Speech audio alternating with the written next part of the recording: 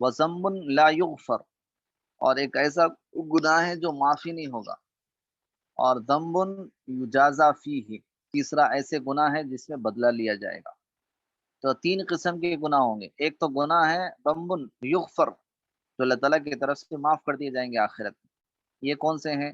جیسے آدمی نماز کے اندر، قرآن کے اندر، فلاح کے اندر، یعنی جو چیزیں اللہ سے متعلق ہیں، جو احکام، اس کے اندر کمی بیشی کرے اور اس پر استغفار کر لے اور گناہوں پر ندامت ہو، اللہ تعالیٰ اس کو معاف کر دیتے۔ اور ایک ایسا گناہ جو معاف ہی نہیں کیا جائے گا، جیسے کہ شرک، بت پرستی، اللہ کے ساتھ کسی کو شریک ٹھہرانا۔ تو جو شرک ہے، ان شرک لظلم عظیم، شرک بہت بڑا گناہ ہے، تو ایسا گناہ ہے جو معاف نہیں کیا جائے گا۔ اور تیسرا جو ہے ذنب یجازا فیہ، ایسا گناہ تیسرا جس میں بدلہ لیا جائے گا، اور یہ ہے کہ بندوں کا بندوں سے معاملہ، یعنی کوئی کسی کی حق تلفی کی، کسی کی زمین دبا دی، کسی کا مال ہڑپ کر لیا، یا کسی کا حق جو ہے دبا دیا۔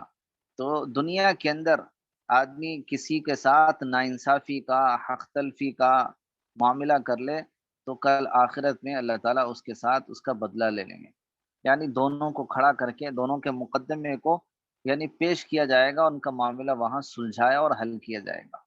تو تین قسم کے گناہ، تو اس لیے آدمی کوشش یہ کرے کہ ہماری اپنی کوشش کو گناہوں سے بچنے کی۔ حضرت ایک صحابی ہیں عمرو بن عاص رضی اللہ تعالیٰ عنہ، حدیث نقل فرماتے ہیں کہ لا تنظروا الی صغر الذنوب، یہ نہ دیکھو کہ یہ گناہ چھوٹا ہے، یہ گناہ چھوٹا ہے بلکہ مت کر لو، بلکہ فرمایا کہ وَلَكِنِ انظُرُوا عَلَى مَنِ اجْتَرَأْتُمْ، بلکہ تم یہ دیکھو کہ اس گناہ کے ذریعے سے کس کے سامنے جرأت کر رہے ہو، اللہ کے سامنے۔ یعنی چھوٹا گناہ کیوں نہ ہو، لیکن جرأت کس کے سامنے ہو رہی ہے، گناہ کس کا ہو رہا ہے، اللہ کا، گویا نافرمانی اللہ کی ہو رہی ہے۔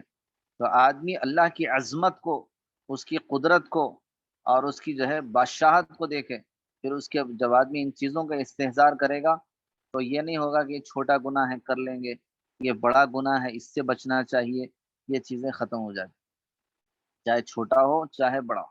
بعض مرتبہ چھوٹی چیزوں کی وجہ سے آدمی پکڑ لیا جاتا اللہ کے پاس، بڑے بڑے گناہ کبھی بخش دیے جاتے ہیں۔ اس لیے چھوٹے گناہ بڑے گناہ نہ ہو، بلکہ یہ ہو کہ نفس سے گناہ ہے کہ اس سے ہمیں اپنے آپ کو بچانا ہے۔ اگر سرزد ہو جائے تو اللہ تعالیٰ کے سامنے فوری استغفار کر لینا ہے۔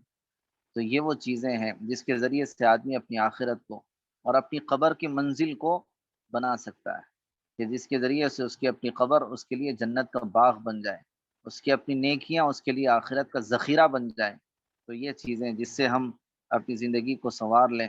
اللہ رب العزت سے دعا ہے اللہ تعالیٰ ہمیں اس قرآنی پیغام کو اور اللہ تعالیٰ کے ان آیات کے ذریعے، کلام پاک کے ذریعے سے ہمارے اندر روحانی طور پر جلا پیدا فرمائے اور آخرت کا استحضار اور فکر پیدا فرمائے۔ وآخر دعوانا ان الحمد للہ رب العالمین۔ جزاک اللہ مولانا۔ مولانا کے اس درس قرآن میں چھوٹے گناہ کا تذکرہ جب کر رہے تھے، مجھے ایک سروے رپورٹ کا ایک قصہ یاد آ گیا۔ اس زمانے میں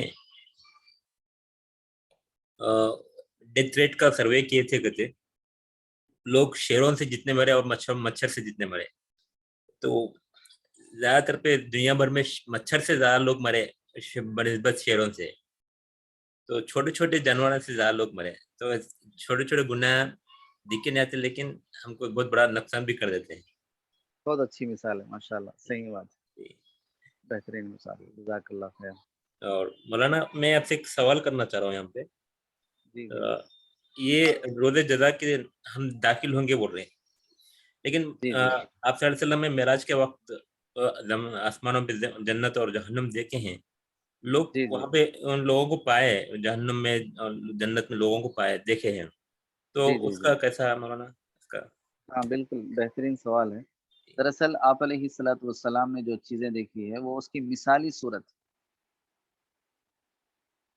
ایک ہے عالم مثال، ایک ہے عالم آخرت، یعنی جو مناظر آپ کو دکھائے گئے ہیں وہ ایک عالم مثال کے طور پر پیش کیے گئے ہیں کہ یہ چیزیں ان لوگوں کے ساتھ پیش آئیں گی۔ یعنی اس قسم کا گناہ ہوگا تو ان کے ساتھ یہ معاملہ ہوگا. تو گویا ان کی ارواح کے ذریعے سے، ان کے روحوں کے ذریعے سے اللہ تعالیٰ نے وہ چیزیں آپ کے سامنے ظاہر فرمائی. اس کو عالم مثال کہتے ہیں. ورنہ جسمانی طور پر آدمی کا جنت میں یا جہنم میں داخل ہونا وہ تو آخرت کے قیامت کے فیصلے کے بعد ہوگا. اس لیے حدیث میں آتا ہے کہ بندوں کے یعنی جسموں کو، جو جہنمی ہوں گے ان کے جسموں کو کئی میٹر لمبا کر دیا جائے گا، یہاں تک کہ ان کے کان اور مونڈے کے درمیان کئی فرلانگ کا فاصلہ ہوگا، تاکہ عذاب زیادہ سے زیادہ دیا جائے. یعنی ان کے جسم کو بڑے سے بڑا کر دیا جائے گا تاکہ تکلیف زیادہ ہو. تو یہ جو داخلہ ہوگا، یہ جو انٹرنس ہوگا، یہ تو قیامت کے دن کے بعد. لیکن اس سے پہلے جو مناظر دکھائے گئے ہیں اس کو یعنی عالم ارواح، عالم مثال کے طور پر دکھائے گئے ہیں، تاکہ آپ علیہ الصلاۃ والسلام امت کے سامنے یعنی یہ بتا سکیں کہ یہ گناہوں سے انسانوں کو بچنا چاہیے. یہ ہے سر. جزاک اللہ مولانا. میں سامعین سے خواہش کرتا ہوں کہ اگر کوئی سوال اس صورت کے تعلق سے تو وہ سوال کریں.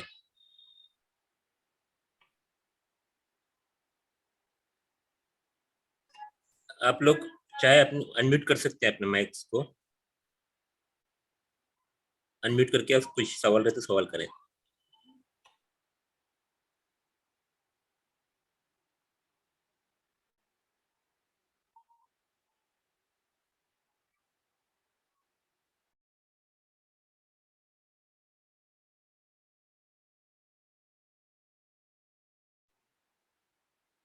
جی تو پھر انشاءاللہ کوئی سوال نہیں ہے، کلاس کو اینڈ کر دیں. ٹھیک ہے مولانا، انشاءاللہ دعا کیجیے. جزاک اللہ خیر. سبحان اللہ بحمدہ، سبحانک اللہم وبحمدک، ونشہد ان لا الہ الا انت، ونستغفرک ونتوب الیک.